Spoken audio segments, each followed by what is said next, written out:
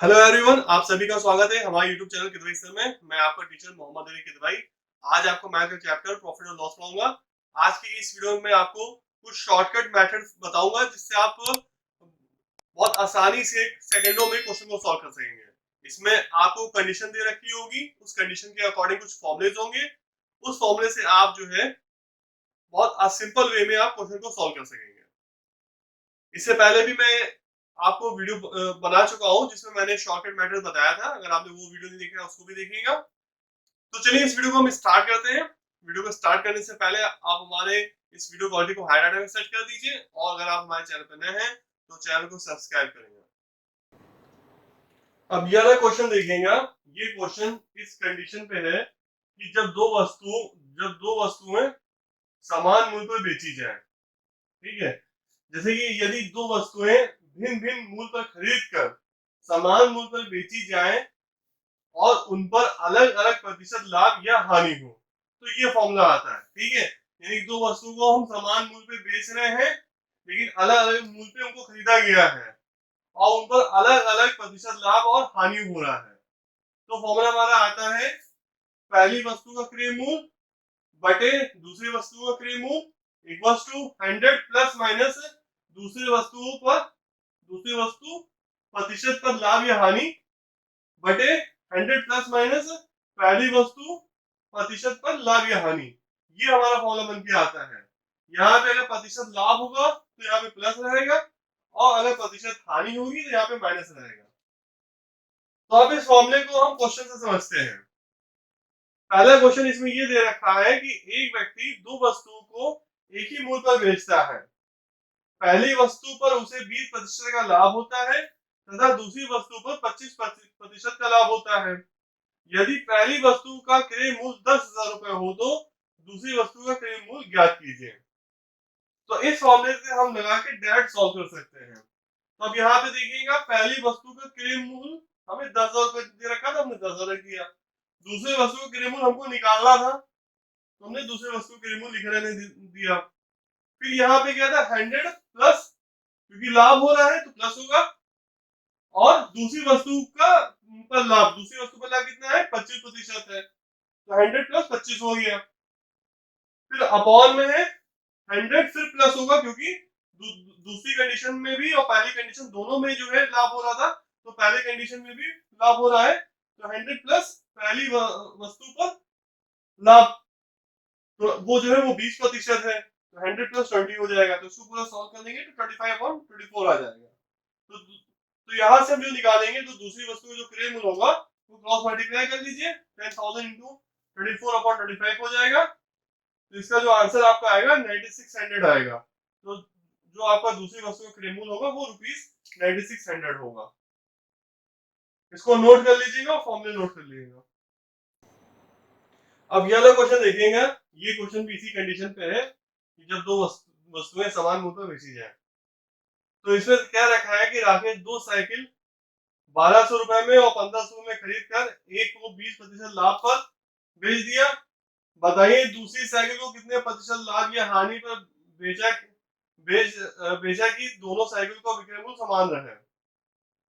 तो हमको दूसरे साइकिल का पर प्रतिशत लाभ या हानि निकालनी है। ठीक है, और दोनों साइकिल का क्रय मूल्य हमको दे रखा है, और पहली साइकिल जो है उसके ऊपर प्रतिशत लाभ दे रखा है 20% है, और दूसरी साइकिल पर हमको निकालना है कि प्रतिशत लाभ या प्रतिशत हानि कितनी हो कि जिससे विक्रय मूल्य समान रहे। तो अब हमारा ये फॉर्मूला ये था, इसी फॉर्मूले को हम लगा देंगे। तो पहले वस्तु का क्रय मूल्य 1200 रुपए था तो 1200 रख दिया वहां पे। दूसरी वस्तु का क्रय मूल्य 1500 था, हमने 1500 रख दिया।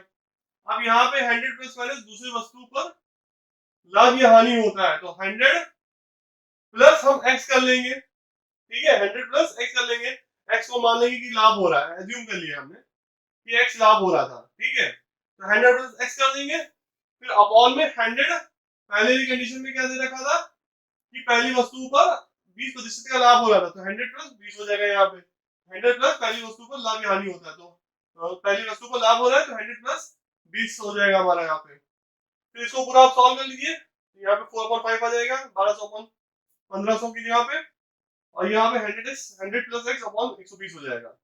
यहाँ से पूरा सॉल्व करके जब x की वैल्यू निकालेंगे तो -4 आएगी, तो x की वैल्यू -4 आ रही है, यानी कि हानि हो रही है। तो दूसरी साइकिल पर 4% की हानि हो रही है। यहाँ से हम इस तरीके से निकाल लेंगे। तो हम बेसिकली जो फॉर्मूले होते हैं उनको यूज करके सिंपलेस्ट वे में हम क्वेश्चन को सॉल्व कर लेते हैं। बस हमको वैल्यू पुट करनी रहती है और हमें डायरेक्ट आंसर आ जाता है, इससे हमारा समय बचता है। तो आप सारे फॉर्मूले नोट कर लीजिए, इसके नोट्स बनाइए और उसकी प्रैक्टिस कीजिए और फॉर्मूले सारे याद कर लीजिए, तो आप आसानी से क्वेश्चन को सॉल्व कर लेंगे। अब ये वाला क्वेश्चन देखिएगा। ये क्वेश्चन इस कंडीशन पे है कि जब कुछ वस्तुओं का क्रय मूल्य कुछ अन्य वस्तुओं के विक्रय मूल्य के बराबर हो। ठीक है, तो इससे पहले हम जब जनरल तरीके से सॉल्व करते थे तो एज्यूम करके चलते थे कि एक वस्तु का क्रय मूल्य का 1 रुपए होगा तो 20 वस्तु का 20 रुपए होगा। तो उस तरह से हम सॉल्व करते थे, तो उसमें ज्यादा टाइम लगता था। आप इस फॉर्मूले पे हम रख के डायरेक्ट सॉल्व कर सकते हैं। तो हमको यहाँ पे कंडीशन दे रखी है कि जब कुछ वस्तु का क्रय मूल्य कुछ अन्य वस्तुओं के विक्रय मूल्य के बराबर हो तो सौदे में प्रतिशत लाभ या हानि का जो फॉर्मूला होगा वो होगा हमारा क्रय वस्तु की संख्या माइनस विक्रय वस्तु की संख्या अपॉन विक्रय वस्तु की संख्या इनटू 100 होगा। अब इस फॉर्मूले को क्वेश्चन समझते हैं। आपका पहला क्वेश्चन इसमें ये दे रखा है कि एक दुकानदार ने जितने रुपए में 20 कलमें खरीदी उतने ही रुपए में 15 कलमें बेची, तो दुकानदार का प्रतिशत लाभ या हानि निकालिए। यानी कि 20 कलमों का क्रय मूल्य 15 कलमों के विक्रय मूल्य के बराबर है। ठीक है, जितने रुपए में 20 कलमें खरीदी हैं तो 20 कलमों का जो क्रय मूल्य है उतने ही में ही 15 कलमें बेची है, यानी 15 कलमों के विक्रय मूल्य के बराबर है। तो हमें दुकानदार को कितना प्रतिशत लाभ या हानि हुआ ये निकालना है। अगर हम जनरल तरीके से जैसे हमने आपको पहले बताया था वैसा सॉल्व करते हैं तो मान लेते हैं कि एक कलम का क्रय मूल्य 1 रुपए है तो 20 कलम का 20 रुपए होगा।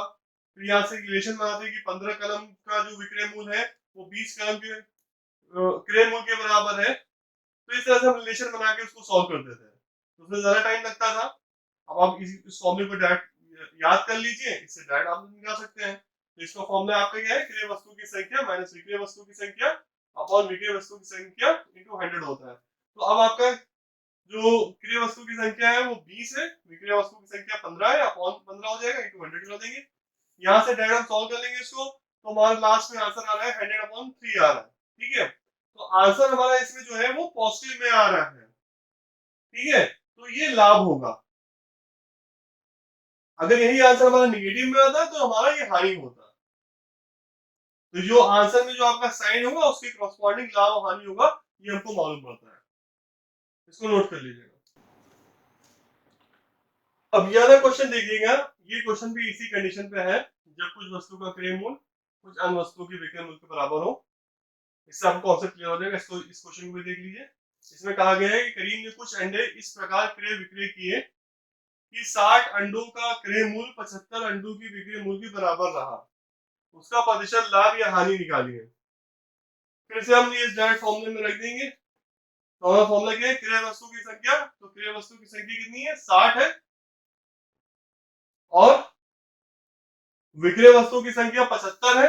यहाँ पे हमने 60 माइनस 75 कर दिया, अपॉन विक्रय वस्तु की संख्या 75 हो गई, इंटू 100 कर दिया। इसको हमने पूरा सॉल्व किया तो -20 हमारा आंसर आया है। तो आंसर हमारा निगेटिव में आ रहा है, तो इसका मतलब क्या है कि हानि हो रही है, तो 20% की हानि होगी। इसको नोट कर लीजिएगा।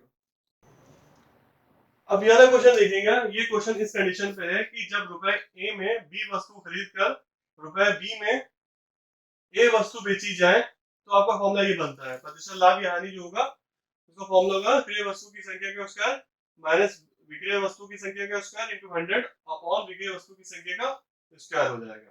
ठीक है, जैसे कि इस फॉर्मूले को, इस कंडीशन को हम एग्जांपल से समझते हैं। तो ये वाला क्वेश्चन देखिएगा। इसमें क्या रखा है, रिटर्न है रुपए 10 में 15 खिलौने खरीद कर रुपए 15 में 10 खिलौने बेच दिए। ठीक है, तो बताइए उसे कितना प्रतिशत लाभ या हानि हुई। यानी कि रुपए ए में बी वस्तु खरीद कर रुपए बी में ए वस्तु बेच दिया, ये कहा गया है जो कंडीशन दे रखी है। तो अगर इस तरह का क्वेश्चन आपको दे रखा होगा तो आप डायरेक्ट इस फॉर्मूले को लगा के सॉल्व कर सकते हैं। तो इसमें हमारा फॉर्मूला है प्रतिशत लाभ या हानि का क्रय वस्तु की संख्या का स्क्वायर। क्रय वस्तु की संख्या हमारी कितनी है, 15 है, और माइनस है विक्रय वस्तु की संख्या कितनी है, 10 है, अपॉन विक्रय वस्तु की संख्या 10 का स्क्वायर हो जाएगा, इंटू 100 कर देंगे। तो यहां से हम पूरा सॉल्व करके निकालेंगे तो 125% आएगा। तो आंसर हमारा पॉजिटिव में आ रहा है, तो लाभ हो रहा है हमारा।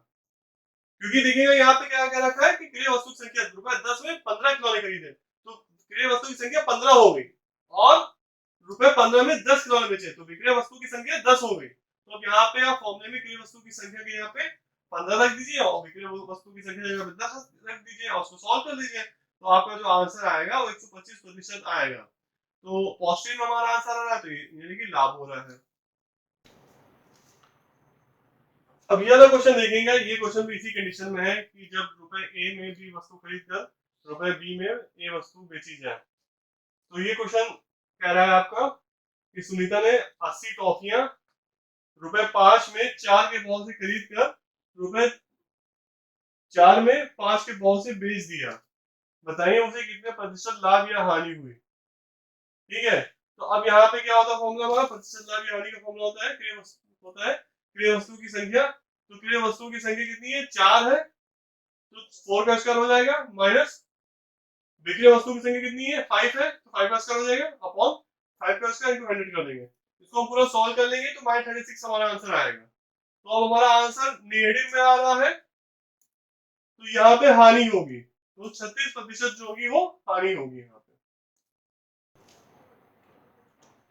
अब ये वाला क्वेश्चन देखिएगा, ये क्वेश्चन आपके इस कंडीशन पे है कि जब रुपए ए में बी वस्तुएं खरीद कर रुपए सी में डी वस्तुएं बेची जाए, तो आपका फॉर्मूला क्या होगा, प्रतिशत लाभ या हानि का फॉर्मूला होगा बीज वाली संख्या का गुणनफल माइनस किनारे वाली संख्या का गुणनफल इंटू 100 अपॉन किनारे वाली संख्या का गुणनफल। ये आपका फॉर्मूला है। अब इस फॉर्मूले को हम क्वेश्चन से समझते हैं।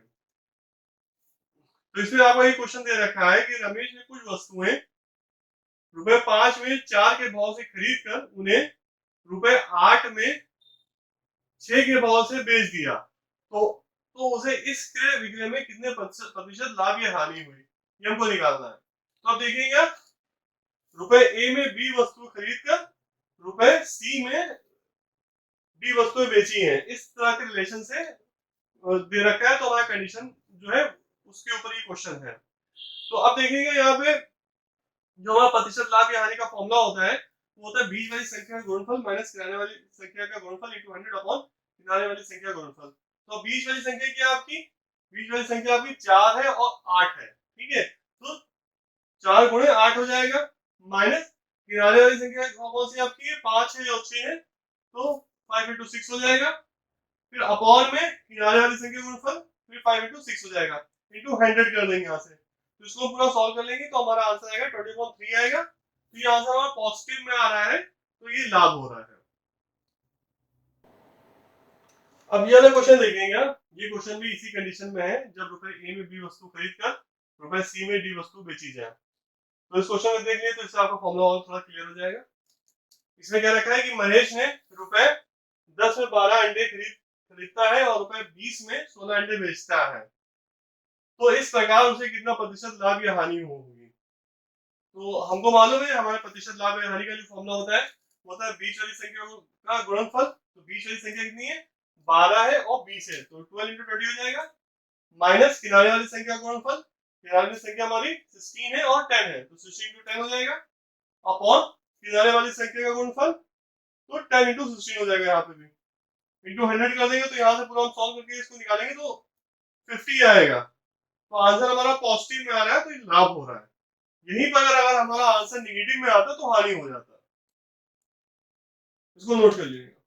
अब ये वाला क्वेश्चन देखिएगा, ये क्वेश्चन इस कंडीशन पे है कि जब वस्तु के मूल्य में प्रतिशत वृद्धि या कमी होने पर वस्तु की कुछ मात्रा कम या अधिक मिलना, ठीक है, यानी कि वस्तु के मूल्य में कुछ प्रतिशत वृद्धि हो जाए या कमी हो जाए, तो वस्तु की जो मात्रा मिल रही थी वो कम मिल रही है या अधिक मिल रही है, ठीक है, तो उसका जो फॉर्मूला होता है हमारा वो है नया भाव इक्वल्स टू होगा कीमत इंटू प्रतिशत वृद्धि या कमी अपॉन अधिक या कम मात्रा इंटू 100 होगा। तो नया भाव का फॉर्मूला ये होगा, और जब हमसे पुराना भाव निकालने के लिए कहा जाएगा उसका फॉर्मूला होगा पुराना भाव होगा कीमत इंटू प्रतिशत वृद्धि या कमी अपॉन अधिक या कम मात्रा इंटू इंटू 100 प्लस माइनस प्रतिशत वृद्धि या कमी।